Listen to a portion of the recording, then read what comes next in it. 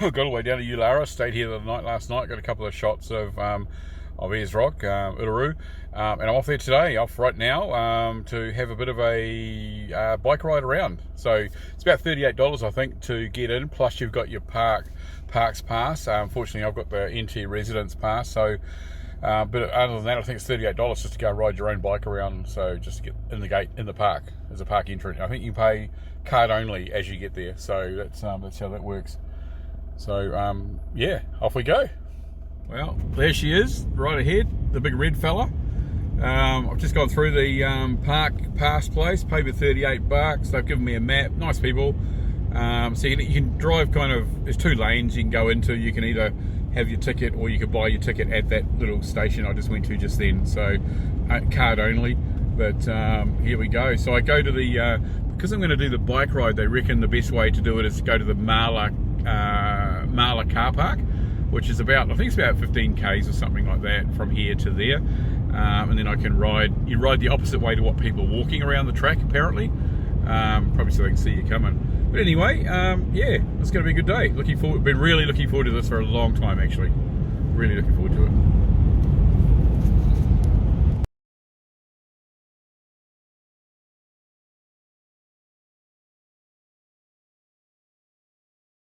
So when you go through the little payment centre, it's like a little booth like a McDonald's, so you pull up at basically and you can pay there over the counter.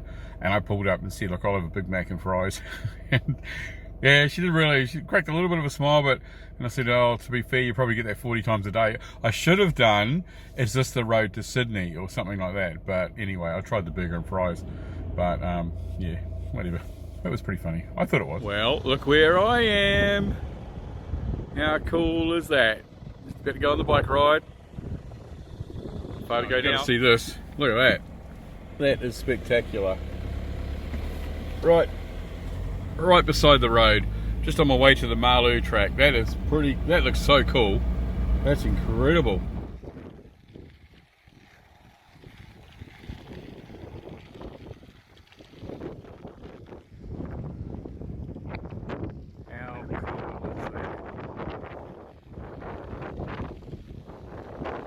Freezing cold.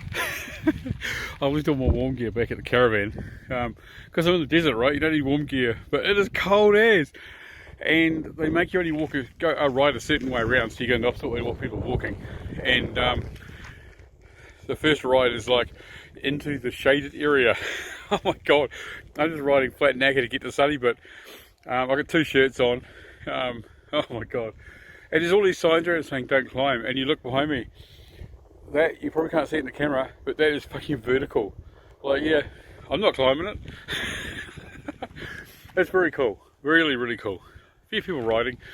A lot of people on those little, you know, electric stand-up ergo things or whatever they're called, going around doing the touristy thing. But yeah, it's quite good. It's a nice ride. Reasonably hard base for the bike. A couple bit of sand every now and then, so that's hard work for this old fella. But yeah, really enjoying it. I'll keep going. So excited, there's sunshine ahead, I'm really looking forward to that.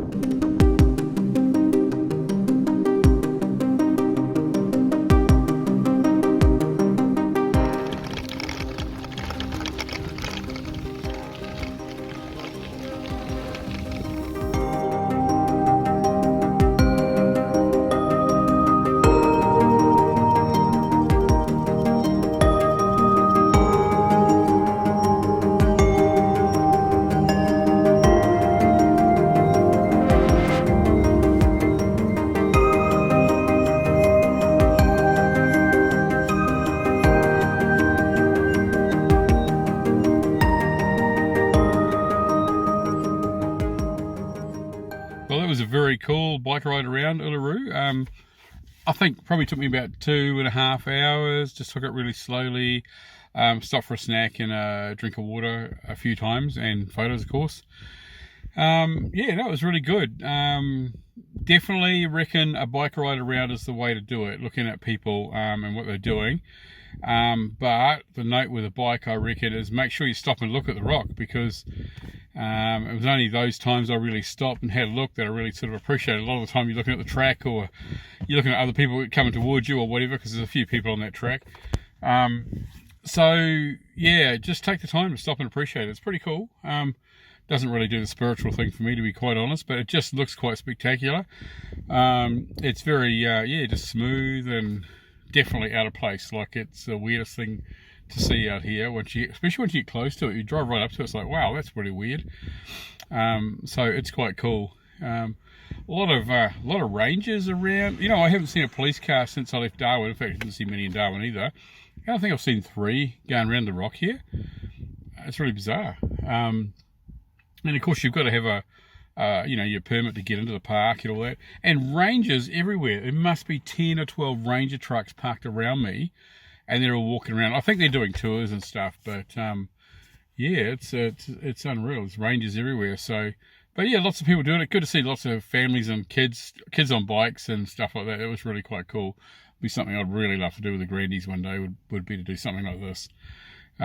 But yeah, it's really amazing, worth it. Bit of a, I don't know, tick in the box thing I always wanted to do. So I'm glad it came down, did this, and now can sort of make my way back to Brisbane, knowing that I've had a good trip and ticked something off that I really wanted to see. So yeah, really good. Of course, I'll be back here with Ali. We'll come back and do a lot of the other stuff. There's been a lot of things that I haven't done deliberately, like Kings Canyon and Captain Gorge and tons of things I've deliberately left off because, one is I want to get back to Brizzy pretty quick, and 2 is I'd like to do this with Ali one day. So that would be really good. Anyway, that's Ayers Rock. I'll put some drone footage up if I manage to catch some. It's a little bit windy, to be honest, but let's see what happens.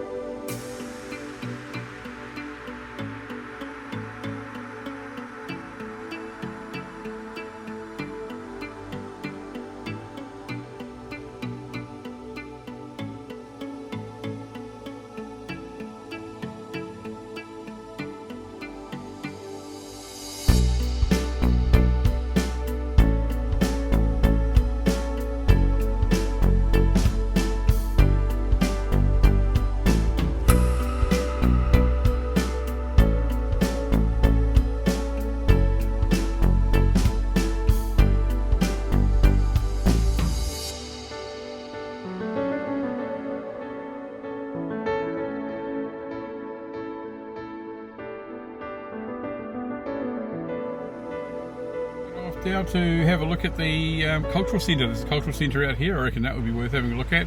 I'm quite keen to learn more about... Oh, as you go around Ayers Rock, there's no signs really about what happened there. There's a couple of little things, I suppose, but mostly it's kind of, no photo signs and all that kind of shit. Although, you can't take photos, but you can fly over it with a helicopter. So, anyway, I'm going to go and have a look at the cultural centre. I'm quite keen to learn more about the rock and see what it meant to people here and all that sort of thing. So yeah, I'll go do that now.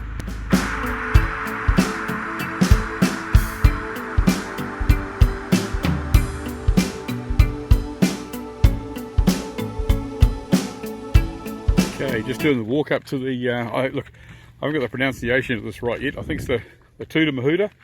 No, it's not. It's the Kara Tajuda Dune Walk I'm doing, whatever that is. It's the Olgas anyway. It used to be the Olgas. So there's a little walk up here, so I'm just going to head up there, and the flies have found me already, but they're not as bad as they were out at Hendry Crater. But I thought I'd go and do this. I could easily put the drone up and have a look, but bugger it, I need a walk, so I'll go for a walk to the lookout. Let's just check this out. Not a bad path actually. It's all laid out nicely. You can see over the back. You can see the hills. That's the Olgas over the back there. Two Bajudas, as I call them. Yeah, looks nice. Let's go and see. Always have good walking shoes on, otherwise you'll bugger your feet. You'll see in a minute, but over behind that bush there is where Uluru is. Car park's down there, and you walk up the track. There's a couple of people going out now. Come all the way up. Quite a nice track, all the way up. And the lookouts here, I don't know how many people they're expecting up here. They must come in a few buses at a time, I'm guessing. This is this is probably the most unreal lookout I've ever seen in my life. It's just unreal. And there's the Olgas out there. So the end there, you see right in the distance there is Uluru, right over there. So yeah, pretty cool, but yeah, wow, get a lot of people up here.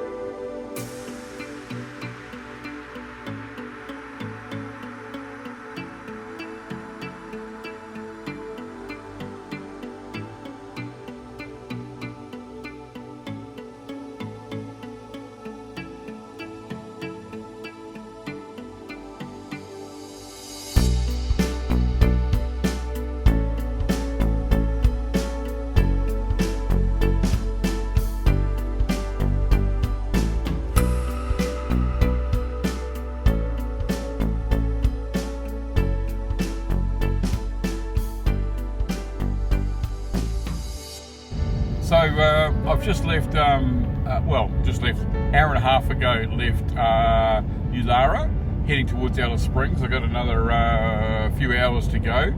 Got away really early, 4:30 in the morning or something like that. Pretty cool trip. Only 5 or 10 minutes into the trip, pitch dark, no cars around, just taking it really easy, just doing 80 k's an hour, just plodding along, trying to get this trip done as much as I can.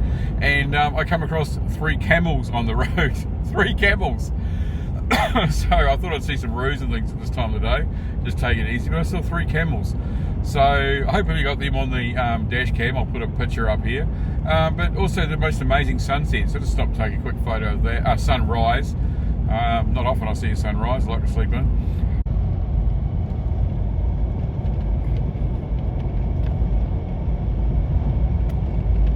Yeah, and also, it's only, it's saying 6 degrees on the temperature gauge out there, and it is cold. I stopped to have a pee, and let's just say it's so cold, things weren't really as impressive as they normally are down there. So it was bloody cold, but this is really nice, just so nice, just driving along, and the sunset, it's just fantastic, sunrise. Just fantastic. So I'm back at the Fink River rest stop, halfway between Alice and Ulara. I'm just on my way to Alice. I got about an hour and 20 to go to get to Alice. Just stopped to do a bit of a safety check, have a little bit of a look over everything. Everything's running pretty good, touch wood. So that's good news. And along the way I've been listening to some podcasts. The podcast I've been listening to is the story of Stuart, who travelled right across Australia. You see his name everywhere. Did about 5-6 trips, I think, trying to cross, from the bottom of Australia to the top, and he was chasing a $2,000 reward promised by the government if he could make it. Interestingly, Burke and Wells made it most of the way, not quite to the top, I believe, and died on the return, of course, sadly. Stuart did 5 or 6 trips. The government put forward a little bit of money to help him do the trip, and on the last trip he made it all the way up, I think, and all the way back, and went to claim his $2,000, and they said, no, sorry, we put a bit of money forward, and besides, you weren't really the first ones, it was really Burke and Wells that did it. So yeah, tough luck, mate. So yeah, government hasn't changed a hell of a lot, have they? And the second, the other podcast I've been listening to has been really interesting. It's the Outback Way podcast, and they've been talking about the Plenty Way and Gemtree and all the rest of it. Gemtree is sort of where I'm heading now. I'm going to go through Alice, fuel up, and get to Gemtree. And I sort of learned about Gemtree. It's interesting. It's I think it's a family-owned thing. There's about 6 generations that have been there. And the lady who was on the podcast was saying that her great-great-grandfather, or whatever he is, originally, hundreds of years ago, came up from Sydney, and he took him 2 years to get all the way up to where the Gemtree place is. He's working along the way, but he won a racehorse in a raffle, and he hooked that up and put a stagecoach behind it, and pretty much that's how he got all the way up to Gemtree. But he's made his money by unhooking the racehorse every now and then, and actually racing it against the local horses and making some money. So it's pretty good little story, actually. But made his way all the way up to Gemtree. So that's pretty cool. So I'm looking forward to getting there. But yeah, there's some very interesting stories.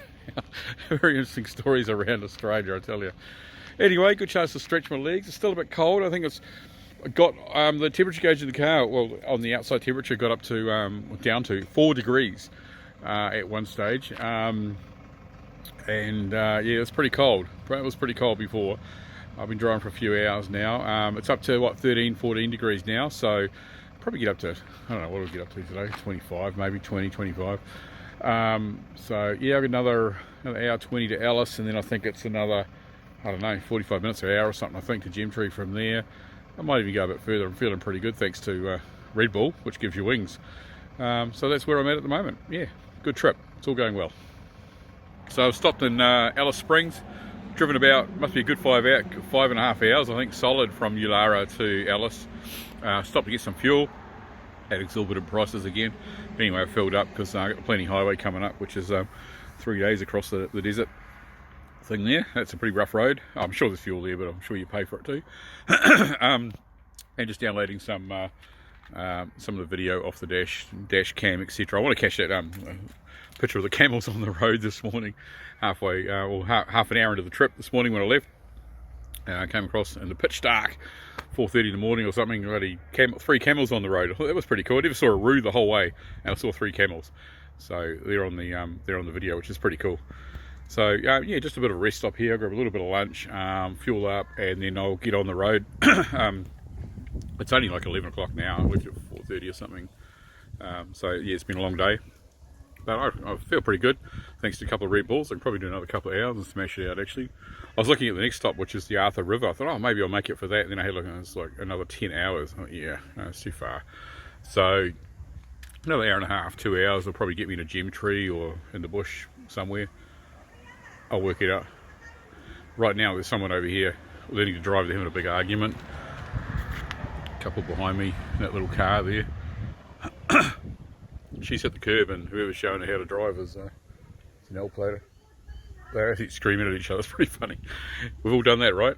Anyway, moving on.